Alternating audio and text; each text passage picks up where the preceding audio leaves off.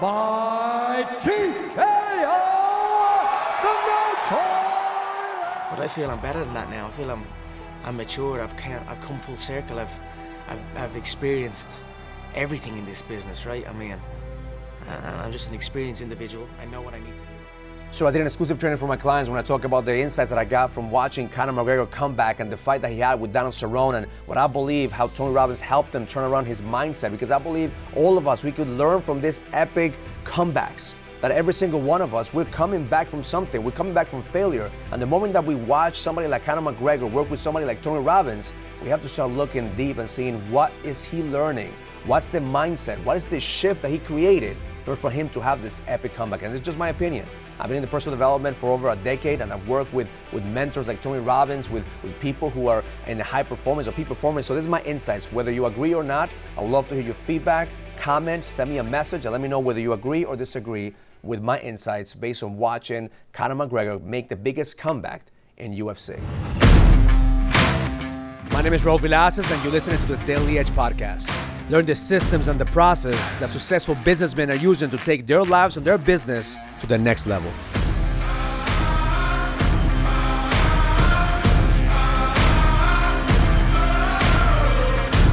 It's a different Conor. He's so engaged. He's so motivated. Do you agree with all these statements? And if so, why is that? Yeah, I'm feeling really good. I'm enjoying So what can we learn from one of the greatest comebacks? We just recently past weekend, we had a comeback to the ring. We saw the fight from UFC fighter McGregor. I don't know about you, but when I saw that fight, and I have my doubts. Because some people don't make a comeback, especially being on top of the game. I mean, McGregor has been on top of the game. He doesn't have to work a day on his life. He already is worth hundreds of millions of dollars. So the moment that he took this fight, in my mind, I said, fuck, this guy is going to lose. Why? Because I've seen this before. I've seen how men reach the top and they want to chase that rise again. They want to chase that feeling and that emotional peak, that now everything they do is just sabotaging themselves. And see, now he's coming back from a fall because he had a couple of failures. He's failed a couple of times. Now it's harder for him to come back. It's harder for him to adjust to the new level. He's getting older. He has a different opponent. Now he's probably uncertain. And you start seeing the shift, and you start looking and studying the background. I mean, he went from a dark place. He was in a dark place. He was uncertain. He was positioning himself, and every single fight he was fighting like a warrior. So what happens when you lose your warrior edge? You start acting like a sedated warrior. You start reacting to people instead of strategically executing. So what do we see in this fight? We saw a man that was centered. We saw a man that was fulfilled. We saw a man that was fighting for something bigger than him. See, that's the difference. The moment that you start fighting in the arena or fighting in your business or fighting for your marriage, if you're fighting for yourself, if you're only fighting for you and you're significance driven and you only want things for you, you're going to fight like a warrior. Yeah, you're going to win. Yeah, sometimes you're going to get what you want. You're going to get that paycheck or you're going to build that business. But if you're doing it for you, eventually you're going to be unfulfilled. I see the moment that he stepped to the ring, he honored his opponent. He had a different look in his eye. He was actually enjoying the process. He had respect for the other fighter. See, that's the moment that I say, shit, this is a whole different animal. Like, this motherfucker's not playing. This motherfucker is not fighting at the same level. Because now he had a different purpose, a different energy. And you could see as soon as he came out, he was ready to fight. As soon as he came out, he was striking. He wasn't there to lose. He was there to give everything he had. And then when opportunity came, he used a technique that nobody's ever seen that before. His technique, bumping with his shoulder, and he bumped him once, he bumped him twice, he bumped him 3 times. He got him off his zone. He interrupted his pattern and set him up to a perfect kick in the head to knock him out. In less than 40 seconds, he was down.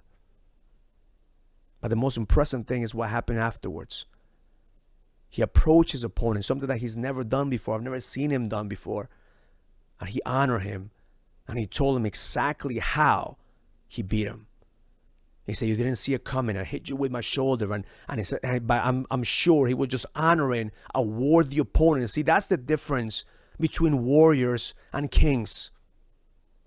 A warrior will continue to talk trash even after he beats his opponent. A warrior will continue to disrespect other people because all he wants for himself. By a king knows that life is giving him exactly what he needs to fucking expand and fucking grow. I see at the end, and his wife came on board, and he hugged his wife, and then I saw another man, and I said, fuck, that's the edge. That's the difference. Because he had in his corner Tony Robbins that was coaching him, and then I started researching all the work that he's done with Tony, and I know exactly what happened. At that moment, he was no longer fighting on the mindset. That McGregor was fighting from the soul, from a different essence. And that's when you start looking for opportunities that go beyond the mind. That's the moment that you start not reacting by executing flawlessly because you have a purpose, because you have a vision, because you have a mission. I know some people on the internet making fun of McGregor because it's with Tony. Oh, he's doing motivational speaking or what else you want. It's not about motivation. It's about knowing that somebody's out there holding this space, telling you the fucking truth. Because I'm sure Tony told him, listen, motherfucker, if you want to win, you can't fucking win with the old version of you. You can't win fighting with the same strategy as you did before. You have to become a different version of you. You have to become a king. You have to become a different human being in order for you to attack the biggest challenge that you have, which is not your opponent, is yourself. And the reason that we continue to move forward is because we're constantly fighting with ourselves. It's not about motivation. It's not about finding the next level. It's about finding yourself, who you are on the inside. And I saw a man coming back with purpose, a man coming back with passion, a man coming back and not fighting somebody else. He was fighting himself. And that's the moment that you start taking ownership for whatever is happening in your life. And you fucking fight. And you don't come here to fucking lose. You come here to give it everything you fucking have. That's how you make a comeback. When it's no longer about you. When you're here for a deeper purpose, a bigger vision. When you are around people that are not going to fucking tell you the shit that you want to hear, but you're around people that will look at you and say, no, motherfucker, you need to grow. You need to level up. And I'm sure he had those tough conversations with his corner. I'm sure he has those tough conversations with his wife, those tough conversations with his coaches. Why? Because he needed to be around other people that would tell him that the warrior's way wasn't working anymore. In order for us to grow and expand, we have to evolve. We have to grow. We have to expand. But the expansion is not going to come from the mind. The expansion may not even come from the body.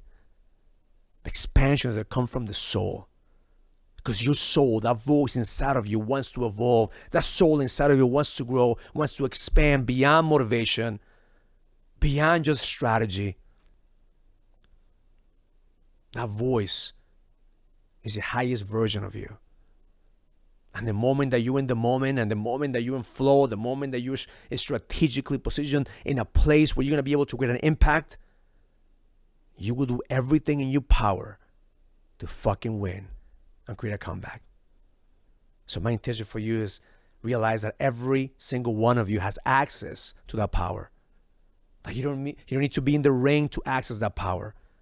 You don't have to be a celebrity to access that power. That God, the universe, has given every single one of us that power to achieve greatness, to access that voice that's inside of us. All we need to do is believe that life is not here to destroy us, but life is giving us exactly what we need to level the fuck up. So every time you want to make a comeback, just know that you better come back in a different version than your failures. That your failures are shaping you, or making you, or molding you to make you a better man, a better leader, a better version of you. And that's how you level up.